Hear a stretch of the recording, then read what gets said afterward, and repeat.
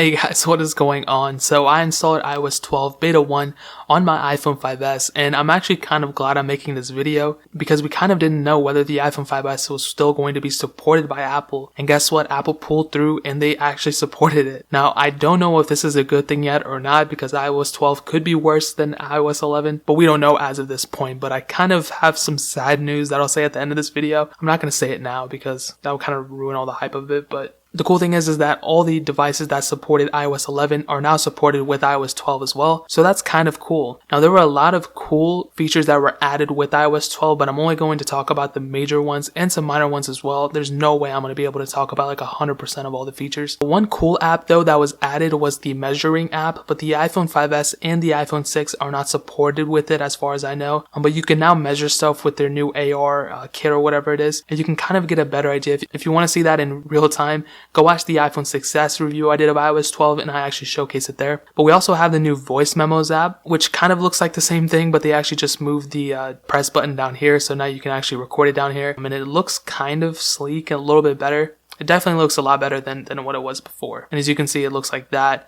And I actually use voice memos every once in a while, and it actually looks like the voicemail thing. When you get a voicemail, it kind of looks like that. Now, one of the two great features of iOS 12 are group notifications. So now if you get tons of iMessages or tons of emails or tons of notifications from an app, you actually get that in one notification on the main screen right here. So it won't come off to be like 100 notifications. It'll be like one notification with 100 things inside of it, which makes your home screen look a lot better and a lot cleaner. And I'm kind of glad they actually did that. Another cool thing, which is also amazing, is group FaceTime. So now you can FaceTime with a ton of people, over 30 people in one call. So that's super cool. And if you're in a group chat in iMessage, you can actually go straight into FaceTime chatting with all of them. And I'm sure they'll get a notification of the chat as well, of the FaceTime. So that's super sick. I can definitely see people using that a lot. And that kind of eliminates the need for like apps like House Party or whatever that app is called. So that's super sick. And I'm glad they actually did that. There's also new Do Not Disturb modes and Screen Time mode. Now the Do Not Disturb thing I'm not really going to use that much, but pretty much they kind of made it a little bit better so you don't see any notifications on your screen when you're sleeping, and you can actually schedule that on or off. But the Screen Time thing is actually pretty sick. And I see this kind of for kids too, the setting of the app. So basically, I feel like if you're a parent, this is pretty cool that you can actually now set in a certain amount of time a person can use an app so they don't overuse the amount or whatever. But the cool thing I see is that you can actually see how much you use the phone, and you can see if you're using it for productivity reasons or whatever.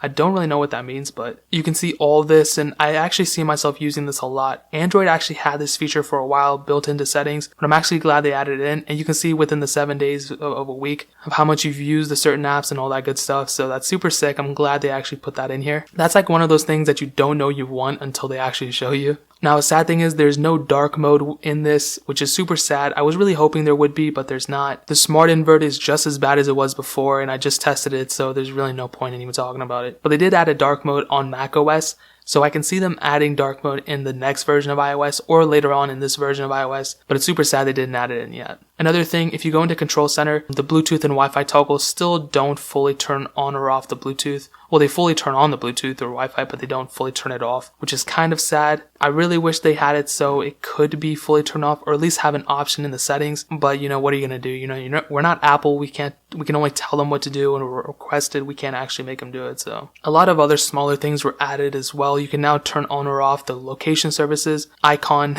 in the status bar. Another cool thing is if you go into General and go to Software Update, there's actually a new tab called Automatic Updates. So you can actually turn that on or off right there. So that's super cool. I'm glad they added that in. And I think that was in the settings already deeper in, but at least they added it right here so it's easier to see. Now I did run a benchmark score. This is the sad thing, okay? On 11.4, I got a multi-core score of 67,961, and I just reran it and it actually went down to 48,998. So that's kind of sad. This could be a way of Apple killing off the iPhone 5s by making it slower, but as of this point, I don't know. This could just be a random glitch or whatever, but who knows at this point. I'm sure if I did a fresh install of iOS 12, it would have been the score would have been a lot higher, but as of this point, I don't really know. I will update you guys in a couple days about battery life and how that goes. It's only been out for a couple hours, so there's no way I can test that yet. But should you go out and should you install iOS 12 beta 1 on your iPhone 5s, and I'll tell you this, and this applies to everybody, whether the 5s is your daily driver or the 6s is your driver or whatever, you should not update any of your daily drivers to iOS 12, the betas, or the betas of any software yet, wait until the official version comes out of the iOS, then you should install that on your daily drivers. The 7 Plus is my daily driver, and I have not installed it on iOS 12 yet, but I probably will just to review it, which is not a good thing. I don't recommend you guys to do that, but yeah, stick with 11.4 or 11.3.1 and you guys will be good. You guys can definitely wait a couple months until the official version comes out. So if you guys have any questions or anything, leave it down in the comment section below. Hit that like button, that'll mean so much, but definitely hit that subscribe button. We're doing a giveaway right now, so if you have an iPhone 5S or an older iPhone, I'm giving away an iPhone 6S and an iPhone SE. All you have to do to enter is just subscribe to the channel and follow me on Twitter and Instagram, and you're already entered. If you want more details on the giveaway, check out the first link in the description and click on the video link and you'll see a video about more details on this. And check out the other links in the description as well, that'll mean so much. But more importantly than everything else, I love every single one of you guys, and hopefully I'll catch you guys in the next video. Peace out till then.